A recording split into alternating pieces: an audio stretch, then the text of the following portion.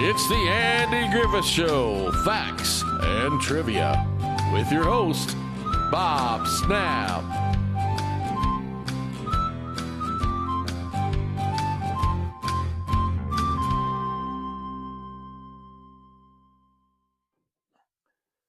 Hi guys, welcome to the Andy Griffith Show, Facts and Trivia. Appreciate you being here. And today is question day. Yay!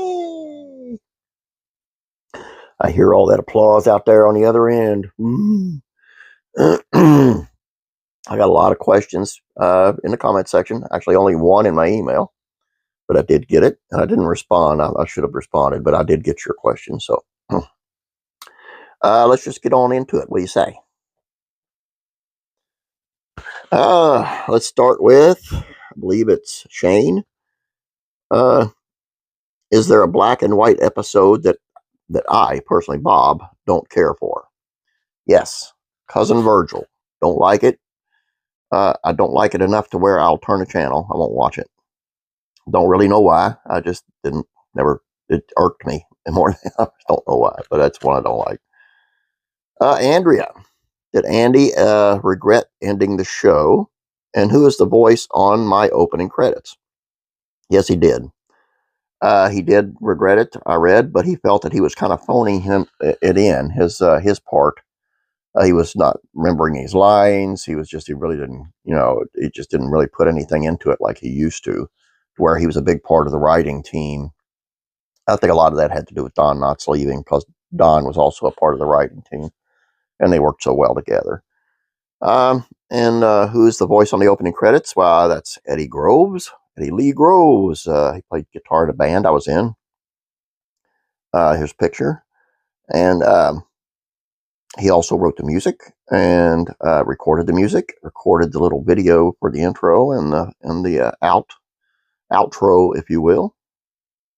Mr. Eddie Groves. He's also got a Facebook page, and I'll put that up for you. No, not a Facebook, but a YouTube channel. I'm sorry. Next question. Sharon. Did they say what Thelma Lou did for a living? No. Only thing that they did, one episode, I believe when her and Helen was fighting, that she had to get back to the office. That was the only thing ever said about any kind of work she did. She was offered a gig after Don Knotts left the show to run a salon. It would have been kind of like the women's version of Floyd's Barbershop, but she turned it down. Jenny. Was Floyd married? Early in the series, he had a wife and a son. And then later in the series, in Floyd the Gay Deceiver, he said he was a widower. Oh, Lord. Victor. I can't read my own writing sometimes.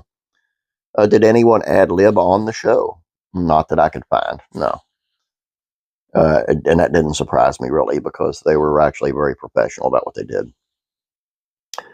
Jeff, why did Otis leave? Hal Smith left because the sponsors had concerns regarding comic portrayal of excessive drinking. It's crazy. It's just plumb.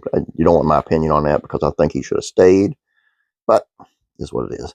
And also asked what the last black and white episode was in the first color episode. The first black and white was Banjo Playing Deputy with Jerry Van Dyke, and the first color episode was Opie's Job. Jeff, why did Frances Bobbier retire to Siler City? Her words, this is a quote, I fell in love with North Carolina, all the pretty roads and trees. Robert, or Bob, both fine names. Why didn't Andy use his real name? Well, he was afraid audiences would not be able to separate the two. Him and Sheriff Taylor. So he kind of wanted it, which it didn't work out real well for him anyway, because we all kind of took him as Andy Taylor anyway, even with the name Griffith. People just seem to think that the character they play are the same as the real person. That's what he was trying to get away from. This is my favorite question, because I knew the answer to one part of this, and it was pretty neat. So I'm glad somebody asked it. Who were the band playing in the barber shop with Andy when they was doing the recording in the barber shop? Those were the Country Boys. And you had Billy Ray Lathan on banjo, Leroy Mack on guitar, Clarence White on guitar, Eric White on bass, Roland White on mandolin. Later, they changed to the Kentucky Colonels. A little side note for you. Clarence White, who played guitar with them, later played with the rock band that you may have heard of, the Byrds. And last but not least, Jerry. What did the T in Ernest T. Bass's name stand for? It was never told. I always considered it to be trouble, but it was never said. And asked if they have had any info on Bert, the door-to-door salesman. I'll just tell you to watch for a video on him coming up probably in the next week. I've been kind of looking into that and working on it. So that's all I got for you. Hope you guys enjoyed this. Send the questions in for next Saturday. We'll see how this builds or if it builds. We'll let you know that this weekend, classic rock and country music facts and trivia is taking a weekend off. Beverly Hillbillies facts and trivia is taking a weekend off. And for a change, this weekend, classic TV facts and trivia is going to be on all weekend. So be looking for that. Head on over there and please subscribe over there. It's on Tony Dow of Leave It to Beaver. So you want to see that. Have a great weekend. God bless you. See you tomorrow. Be praying for you.